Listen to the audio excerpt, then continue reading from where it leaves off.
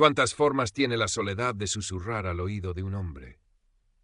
Para Arturo Benavides, antiguo profesor de historia jubilado viudo desde hacía un lustro, la soledad tenía la voz grave de los tomos de historia que ya nadie consultaba en sus estanterías, el aroma a polvo de los recuerdos de Elena y el eco de sus propios pasos en el amplio piso de Triana, con sus techos altos y azulejos sevillanos que alguna vez reflejaron risas y ahora solo devolvían el silencio. A sus 72 años, el cabello plateado, ralo pero pulcramente peinado, y unos ojos azules que aún guardaban una chispa de antigua curiosidad, ahora velada por una melancolía persistente, Arturo se aferraba a una rutina tejida con la precisión de un erudito y la fragilidad de un corazón herido. Camisa impecable, pantalón de pinza, el ligero apoyo en un bastón, que era más costumbre que necesidad tras una vieja lesión de cadera. Así se presentaba al mundo, o al menos al escaso mundo que aún transitaba. El quiosquero, panadero, su hija Sofía. Camisa impecable, pantalón de pinza, el ligero apoyo en un bastón que era más costumbre que necesidad tras una vieja lesión de cadera. Así se presentaba al mundo, o al menos al escaso mundo que aún transitaba. El quiosquero, el Sofía, su única hija pragmática y cariñosa, lo visitaba cada semana. Sus visitas eran un soplo de aire fresco en la quietud del piso, pero también un recordatorio de la vida que bullía fuera. Una vida de la que Arturo se sentía cada vez más desconectado. «Papá, no puedes seguir así», le dijo un martes, mientras tomaban café en el pequeño patio interior, donde las macetas que Elena cuidaba con tanto esmero empezaban a mostrar signos de abandono. «Lees, escuchas tu música, pero no hablas con nadie. El mundo sigue ahí fuera». Arturo suspiró, removiendo el azúcar inexistente de su café. «El mundo es ruidoso, hija, y yo ya he escuchado suficiente. Hay grupos online, papá, para gente con tus intereses. Leí sobre uno de aficionados a la historia del arte. Podrías, no sé, charlar, compartir tus conocimientos. Solo es una idea». La idea, como una semilla arrojada en tierra reseca, permaneció en la mente de Arturo. Internet, él que apenas usaba el ordenador para leer la prensa y algún correo esporádico, le parecía un universo ajeno, frívolo. Pero la soledad, esa compañera persistente, a veces empuja a explorar senderos inesperados. Una noche, venciendo su escepticismo, encendió el viejo ordenador. Tecleó con torpeza el nombre del grupo que Sofía le había mencionado. Se unió, sin muchas expectativas, más por darle el gusto a su hija que por convicción propia. Pasaron unos días. Arturo revisaba el grupo con la misma distancia con la que observaba las palomas en la plaza de Cuba. Comentarios, fotos de cuadros, debates que le parecían superficiales, hasta que un aviso luminoso parpadeó en la esquina de la pantalla. Un mensaje privado. «Estimado Arturo Benavides», comenzaba, «he leído con sumo interés su apreciación sobre la perspectiva en Uxello. Pocos entienden hoy en día esa audacia compositiva. Me llamo Isabella Rossi. Soy restauradora de arte italiana, aunque una serie de circunstancias me tienen temporalmente en España.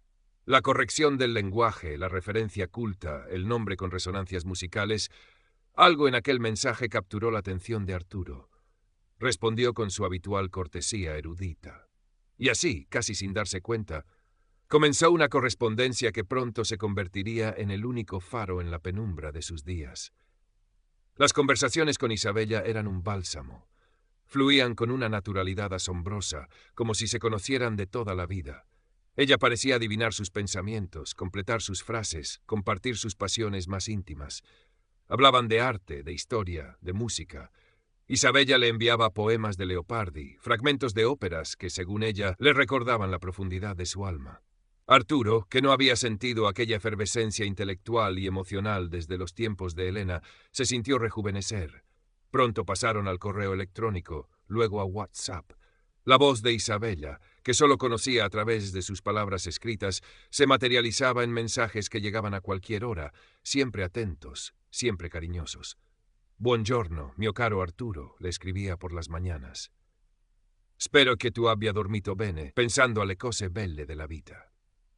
Y Arturo, que había olvidado lo que era despertar con ilusión, sonreía ante la pantalla del móvil.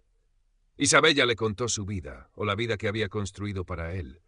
Viuda también, tras un matrimonio con un hombre brillante pero atormentado. Una existencia dedicada a la belleza, a salvar del olvido los tesoros del pasado, pero marcada por dificultades económicas recientes, una inversión fallida que la había dejado en una situación precaria. Compartía fotos.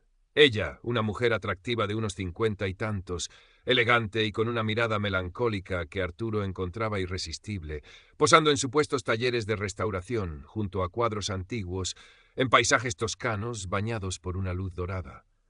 Eran imágenes que evocaban cultura, sensibilidad, un mundo al que Arturo sentía pertenecer. Él, a su vez, se abrió como nunca antes lo había hecho desde la muerte de Elena. Le habló de sus años como profesor, de su amor por Sevilla, de la profunda tristeza que lo embargaba. Le envió algunos de los poemas que él mismo había escrito en su juventud, versos que guardaba celosamente y que ahora, con Isabella, sentían la necesidad de ver la luz.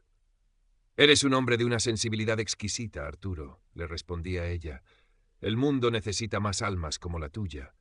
A veces me siento tan sola en esta lucha por la belleza, tan incomprendida». Aquellas palabras eran como música para sus oídos.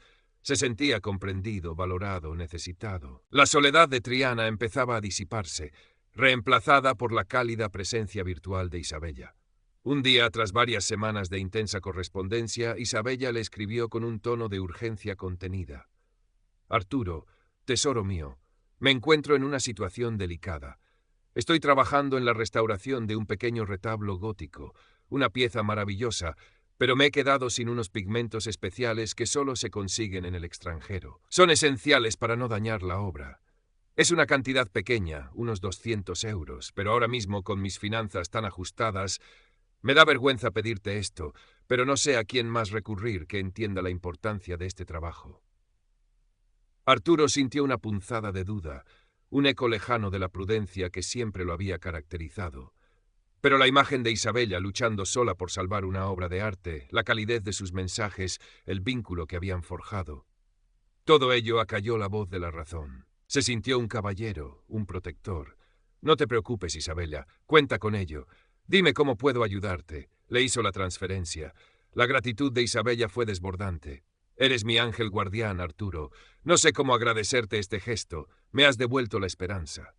Aquel fue el primer eslabón de una cadena que lo iría aprisionando lentamente. Pocas semanas después, Isabella tuvo una emergencia médica. Un supuesto familiar en Italia había enfermado gravemente y necesitaba dinero para el viaje y los gastos hospitalarios. «Solo serán unos días, Arturo, pero es mi deber estar allí. Me siento tan culpable por tener que pedirte de nuevo, pero mis ahorros están bloqueados por esa maldita inversión». Esta vez la cantidad era mayor, casi 1000 euros. Arturo, ya inmerso en la narrativa de protector, accedió, sacando el dinero de la cuenta donde guardaba los ahorros de su jubilación, el dinero que él y Elena habían acumulado con tanto esfuerzo. Su comportamiento comenzó a cambiar. Las visitas de Sofía se volvieron tensas. «Papá, te noto distraído, preocupado. ¿Pasa algo con el dinero? El otro día vi un extracto del banco». «No pasa nada, hija», respondía Arturo con una irritabilidad que no era propia de él. «Son cosas mías, gestiones personales. No tienes por qué preocuparte». Dejó de frecuentar tanto a Javier Montes, su viejo amigo y vecino, con quien solía jugar al ajedrez en el bar de la esquina. Las preguntas de Javier, su mirada directa y pragmática, le resultaban incómodas. Se estaba aislando, construyendo un muro alrededor de su relación secreta con Isabella, una relación que sentía demasiado preciosa, demasiado frágil para exponerla al escrutinio del mundo. Isabella, mientras tanto, tejía su red con maestría. Le hablaba de un futuro juntos en Sevilla. «Imagínanos, Arturo, paseando por el parque de María Luisa, compartiendo una copa de manzanilla al atardecer en tu patio de Triana. Restauraré tu alma como restauro mis lienzos». La promesa de su visita se convirtió en el nuevo horizonte de Arturo. Contaba los días. Pero siempre, en el último momento, surgía un imprevisto.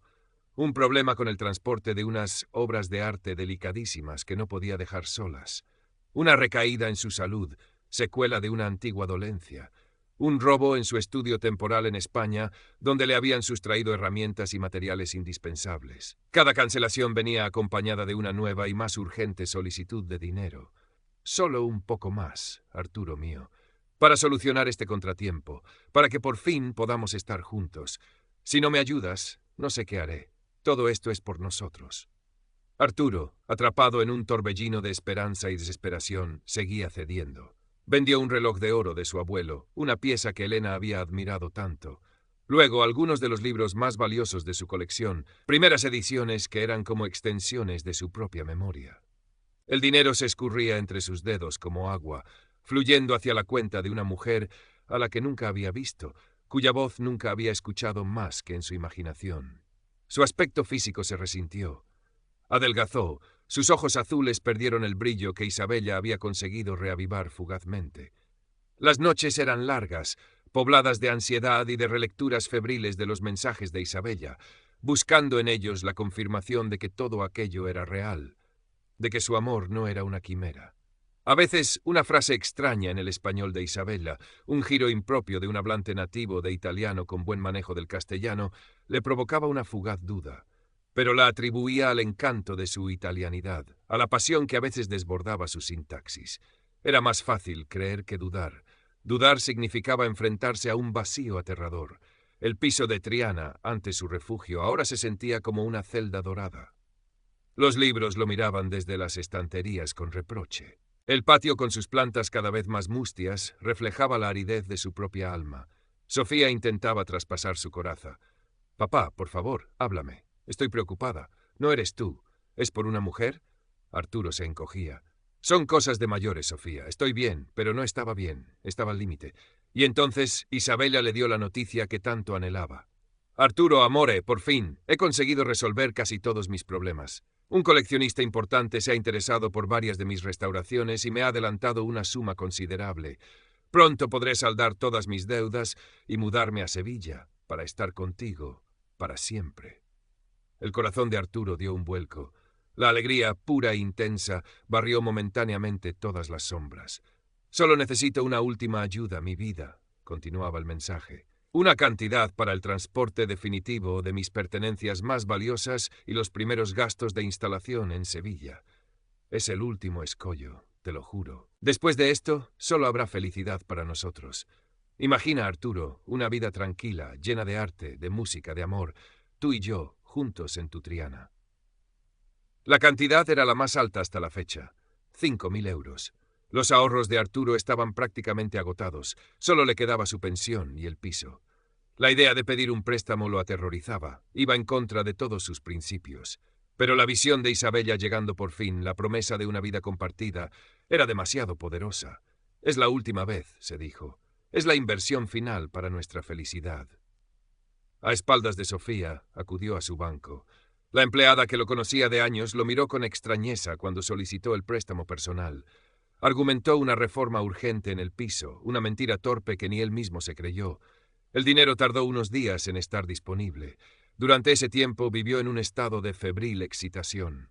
Isabella le dio una fecha exacta para su llegada, en una semana. Llegaría en el AVE de la tarde a la estación de Santa Justa. Arturo limpió el piso como no lo había hecho en años. Compró flores frescas, sus favoritas, las mismas que le gustaban a Elena. Incluso se atrevió a comprar un pequeño frasco de perfume, uno que imaginó le gustaría a Isabella. Sacó del armario su mejor traje, el que había usado en la boda de Sofía. Se miró al espejo.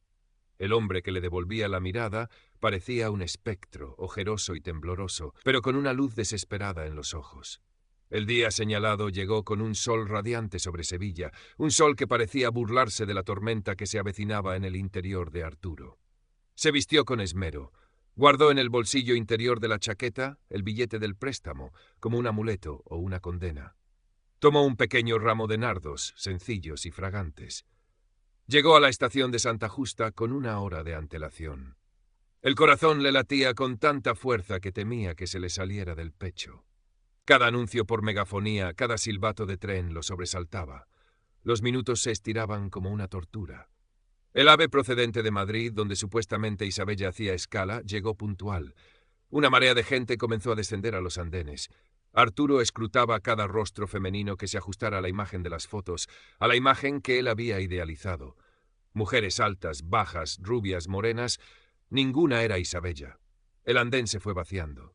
Quedaban solo unos pocos rezagados y el personal de la estación.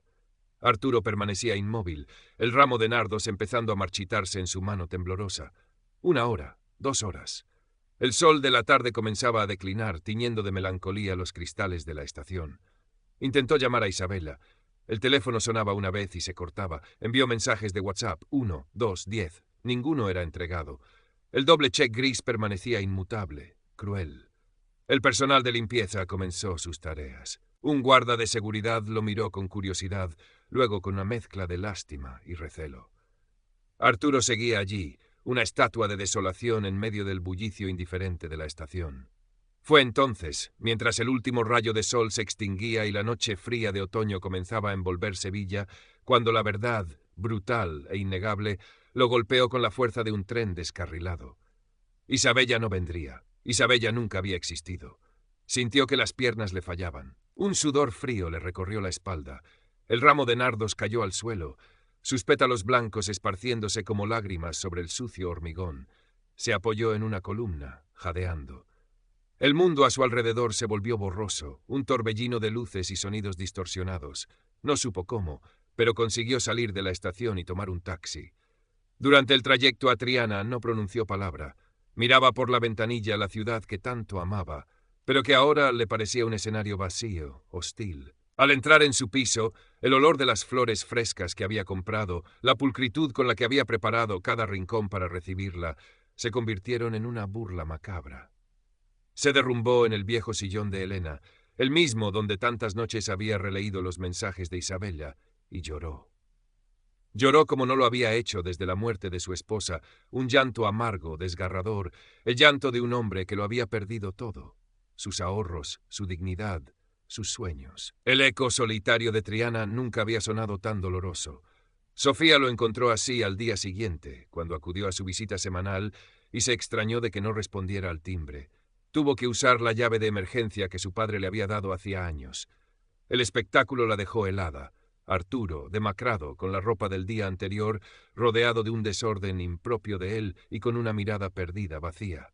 «Papá, ¿qué ha pasado? Por Dios, estás hecho un desastre». Arturo apenas pudo articular palabra. Balbuceó algo sobre Isabella, la estación, el dinero. Sofía, con una creciente alarma, comenzó a hacer preguntas. Poco a poco, tirando del hilo de las evasivas y las frases entrecortadas de su padre, la terrible verdad comenzó a tomar forma. Cuando Arturo, con la voz rota, le confesó lo del préstamo, Sofía sintió una mezcla de ira y una profunda tristeza. «Pero papá, ¿cómo has podido? ¿Todo ese dinero para alguien que no conoces?» Con una determinación que Arturo no le conocía, Sofía comenzó a investigar. Llamó a una amiga que trabajaba en informática. Juntas rastrearon el nombre de Isabella Rossi, las pocas direcciones de correo electrónico que Arturo conservaba, las fotos. No tardaron mucho en descubrir la verdad. Las fotos de Isabella pertenecían a una actriz secundaria de una telenovela venezolana de hacía una década. Había docenas de perfiles falsos con esas mismas imágenes, asociados a estafas románticas en diferentes países. Las historias variaban, pero el modus operandi era similar. La confrontación fue brutal. Sofía le mostró a Arturo las pruebas en la pantalla del ordenador. «Mira, papá, esta es tu Isabella. Se llama de otra manera, vive a miles de kilómetros y probablemente ni siquiera sabe que su cara está siendo usada para esto. Todo ha sido una mentira.